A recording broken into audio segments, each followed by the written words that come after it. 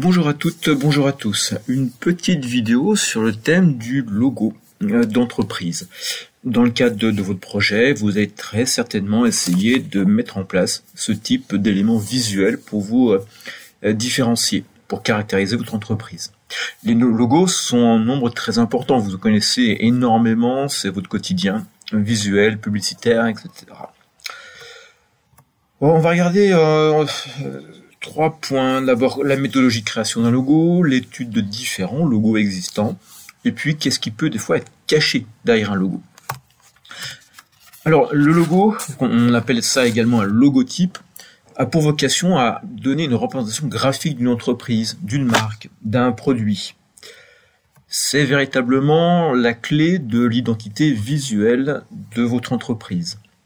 Donc derrière, on va s'attendre à trouver un nom, une reprise de nom, une dimension symbolique, un système de couleurs, souvent très marquant, et puis un code graphique qui est loin d'être anodin. Donc un beau logo, eh bien, doit être avant toute chose cohérent, c'est-à-dire qu'il est vraiment le renvoi à l'identité de l'entreprise. On doit comprendre immédiatement quelles sont les valeurs qu'elles souhaitent afficher, éventuellement même les différents produits. Et c'est quelque chose qui est beaucoup inscrit dans la politique de communication de celle-ci et dans l'évolution de la vie de cette entreprise. Ce logo également doit être évocateur. Il doit permettre une reconnaissance immédiate, sans ambiguïté de l'entreprise. Par exemple, le bonhomme Michelin, par exemple, le logo de Coca-Cola, et tant d'autres, ou la pomme d'Apple. Ce logo doit également être adaptable, exportable. Il doit pouvoir figurer sur tout ce qui va être documents papier, numérique, support de transport, de communication en règle générale de l'entreprise. Doit être déclinable soit en noir et blanc, soit en couleur. Et puis c'est également un logo qui doit être durable. En général, un logo a une durée de vie de 10 à 15 ans, alors que la durée de vie d'un produit est plus proche de 5 ans. Donc à partir du moment où vous commencez à mettre en place un logo, il faut se dire que celui-ci devra pouvoir être décliné sur les produits et sur l'évolution de vos produits, ainsi que sur les nouveaux produits de celui-ci. Donc c'est pas non plus complètement anodin. Pour la création d'un logo, voilà très généralement la méthodologie qui est adoptée. Dans un premier temps, on définit un cahier des charges, c'est-à-dire qu'est-ce qu'on veut faire avec ce logo, à partir de notre nom, de notre histoire d'entreprise, la situation actuelle, les moyens dont on dispose, nos différents types d'activités et de produits, mais également quelle est notre stratégie, nos objectifs, nos spécificités. Et on va coller également à l'image que l'on veut donner de notre entreprise. La deuxième étape, ça commence à devenir de plus en plus compliqué, maintenant c'est la création graphique de l'entreprise. Donc, définition des contraintes. Qu'est-ce qu'on veut donc représenter en termes de qualité sur nos différents types de supports. Ainsi, vous allez peut-être avoir besoin d'un logo pour pouvoir illustrer vos documents papier, que ce soit des factures, que ce soit des courriers, que ce soit des catalogues, que ce soit des documents publicitaires. Mais ces mêmes logos doivent pouvoir être déclinés après en version numérique. Pour tout type de support numérique, un écran d'ordinateur, de tablette, de téléphone, et puis peut-être d'outils nouveaux qui peuvent paraître dans les prochaines années. Mais également, vous avez certainement des véhicules d'entreprise qu'il va falloir loguer, des supports pour des salons, pour des forums, pour des affiches extérieures, etc. Donc, votre logo doit avoir cette capacité à pouvoir changer de taille, de support, être capable d'être vu de manière statique ou en mouvement. Ce logo, dans un premier temps, on essaie de le définir en version noir et blanc, en essayant de faire quelque chose de simple, d'expressif, quelque chose qui doit être mémorisable. Ainsi, on va d'abord jouer sur les lettres qu'il constitue. Et là, c'est toutes les polices que vous pouvez imaginer. Pour cette lettre A, j'ai de multiples possibilités.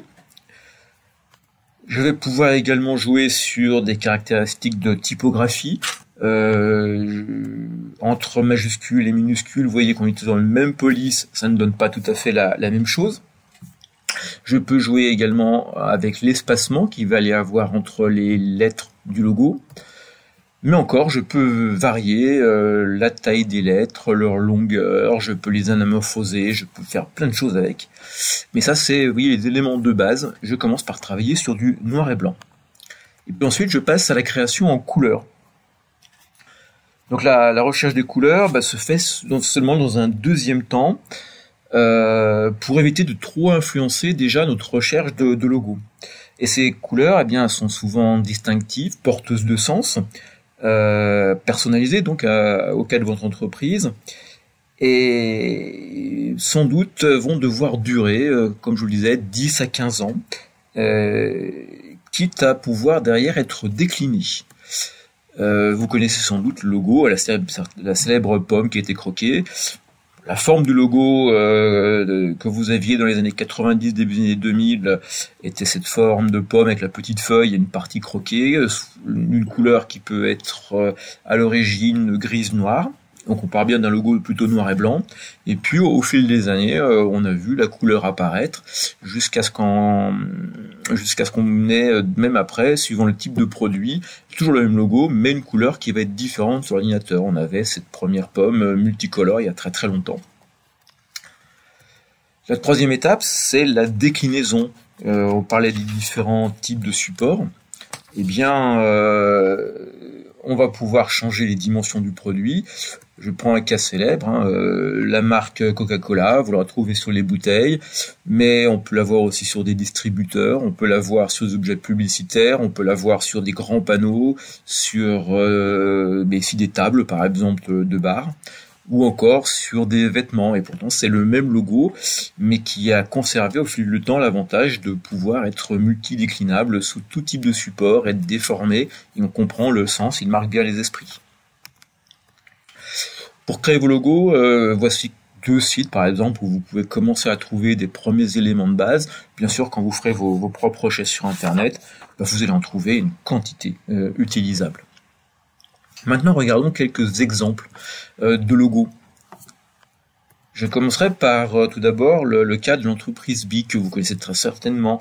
En 1947, le baron Bic va créer une société qui s'appelle à l'époque la PPA, porte-plume, porte-mine et accessoires. Donc vous voyez les 2 P et le A, leur origine.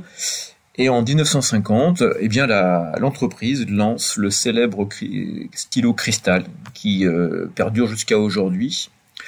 Et c'est là où eh bien le nom BIC apparaît tout de suite en 1953, simplement parce que le nom du créateur avec un H, eh bien en fait est très marqué franco-français. Et pour une entreprise qui veut très vite exporter ses produits, ça marche pas bien et c'est compliqué pour certaines langues, notamment dans les langues latines, de pouvoir prononcer ce terme. Et vous retrouvez maintenant donc ce logo en 3 lettres.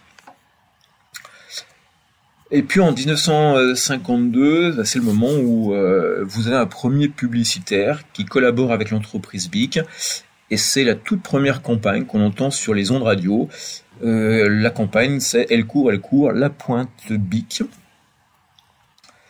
En 1961, eh bien, ce même publicitaire va lancer dans une nouvelle campagne publicitaire, un logo qui est celui d'un petit écolier dont la tête est remplacée par une bille.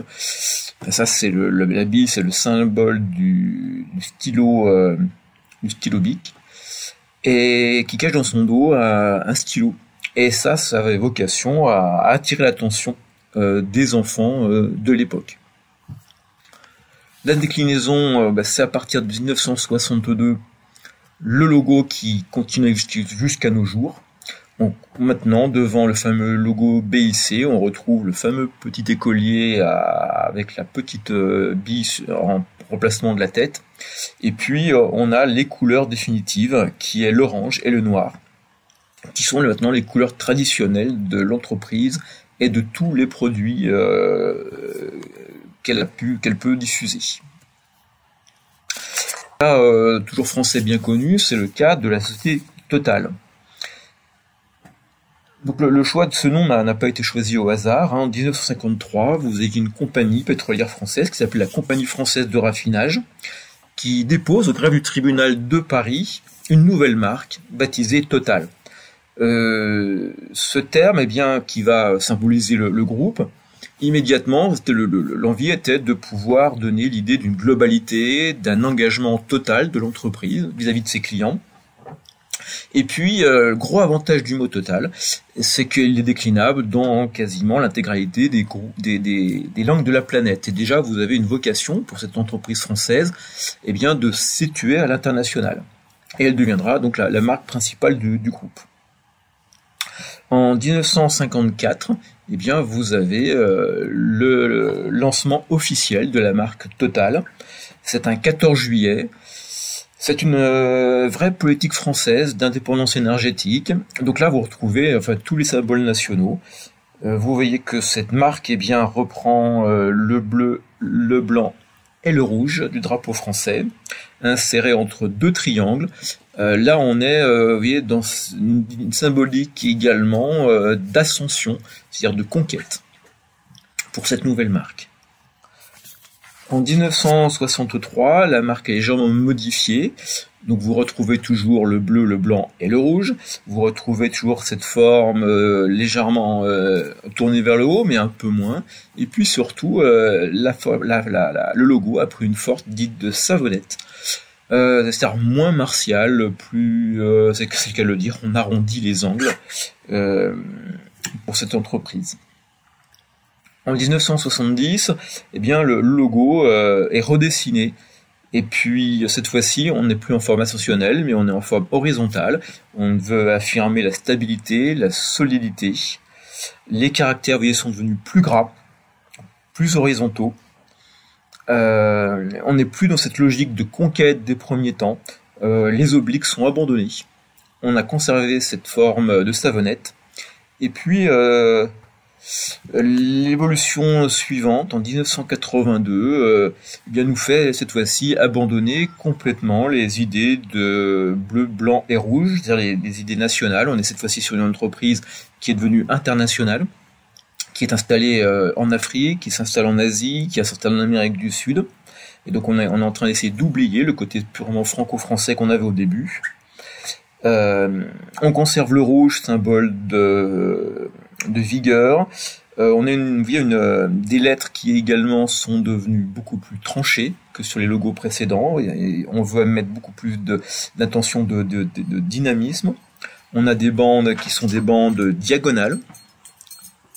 Et surtout, on a rajouté l'orange, qui est un symbole ici beaucoup plus tourné vers la sympathie. On a envie de devenir une marque beaucoup plus populaire. En 2003, eh bien là, c'est un changement encore beaucoup plus important, puisque au terme de 2 fusions, eh bien l'entreprise Total reprend Petrofina, entreprise belge, et Elf Aquitaine, l'autre grand groupe pétrolier français, et adopte un nouveau logo, où cette fois-ci, voyons, on va oublier complètement la symbolique précédente. Vous avez des formes complètement arrondies, vous avez de multiples couleurs qui sont maintenant déclinées. L'idée est de dire, alors, nous sommes sur une dimension planétaire d'entrelacement des cultures et de mise en relation. Voilà toute la symbolique de ce nouveau logo, et c'est celui qu'on connaît encore jusqu'à aujourd'hui. Vous voyez là l'évolution peu à peu des valeurs portées par le groupe, qui est un groupe français dans un premier temps, d'indépendance énergétique. On porte haut les couleurs de son pays. On a une volonté ici de conquête, on est martial. Jusqu'au moment où on a cette fois-ci acquis une dimension mondiale, planétaire, où on efface le côté trop national, le côté trop conquérant, pour attirer beaucoup plus la sympathie et dire qu'on est ouvert à toutes les multiples cultures. Nos logos, eh bien, souvent, il y a des petits éléments cachés. Alors, vous allez retrouver ça, par exemple, dans le logo de l'entreprise FedEx, que vous connaissez très très bien. Je vous remets le logo. Et puis, la plupart d'entre vous n'ont peut-être pas remarqué quelque chose dans le logo en couleur. Donc, je vous l'ai décliné en grisé. Et quand vous regardez le grisé, qu'est-ce que vous voyez? Eh bien, vous voyez une petite flèche qui est cachée entre le dernier E et le petit X. L'idée de cette flèche, eh bien, c'est le mouvement. Inconsciemment, c'est celui que vous allez repérer avec vos yeux et qui est censé vous donner une certaine confiance, cette capacité d'entreprise à aller de l'avant. Et pour une entreprise qui fait beaucoup de transport, eh bien, ça semble être plutôt un bon signe. L'entreprise Carrefour aussi, que vous connaissez bien. Carrefour, c'est avec Carrefour, je positive. Eh bien, vous retrouvez les couleurs françaises, le bleu, le blanc et le rouge, mais ça c'est évident. Et puis si vous regardez bien le nouveau logo de Carrefour, celui-ci donne l'impression d'être une flèche. Donne le sens également du mouvement. Et puis vous pouvez le lire en négatif. Si vous le regardez en négatif, entre la partie rouge et la partie bleue, vous retrouvez caché le C de Carrefour. Autre entreprise, mais je pense que celle-ci, vous la connaissez, à qui appartient ce logo. Je pense que vous allez me dire, ah bah oui, BMW, les voitures allemandes, etc. Oui, c'est vrai. Mais pourquoi alors avez-vous au centre du logo ces deux triangles bleus et ces deux triangles blancs? Et que veut dire d'ailleurs le terme BMW? Eh bien, en fait, vous êtes face à une très vieille entreprise créée en 1916. Cette entreprise s'appelle la Bayerische Flugzeugwerke de Munich. Vous retrouvez le B, le M et le W. Et très peu de gens se souviennent que, initialement, BMW est une entreprise de fabrication de moteurs d'avion. Et que le logo qu'elle a adopté à l'époque, eh bien, c'était le logo d'une hélice d'avion en train de tourner. Et ce que vous retrouvez au cœur de ce logo actuel. Autre entreprise bien connue de l'automobile, c'est l'entreprise Opel. Là aussi, très peu de gens connaissent l'origine de cette espèce d'éclair qui figure au milieu d'un cercle. Et en fait, c'est pas du tout un éclair.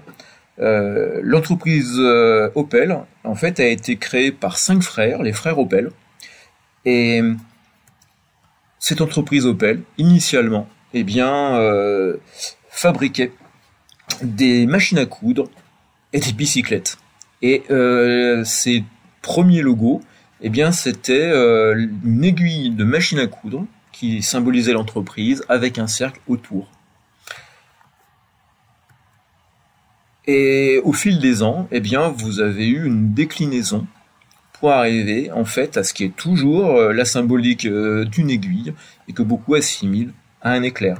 Vous avez ici, entre 1900 et 2002, la manière dont vous voyez peu à peu le logo évoluer. Et on voit très très bien, par exemple, sur le logo de 1937, cette aiguille où on va pouvoir passer le fil, qu'on retrouve en 47, qu'on retrouve en 1954. Et c'est seulement entre 1954 et 1964 eh bien, qu'on a l'adoption de ce qui est maintenant le logo bien connu d'Opel. Encore un petit exemple pour terminer. Vous connaissez également très bien le logo des véhicules Citroën, cette marque à double chevron.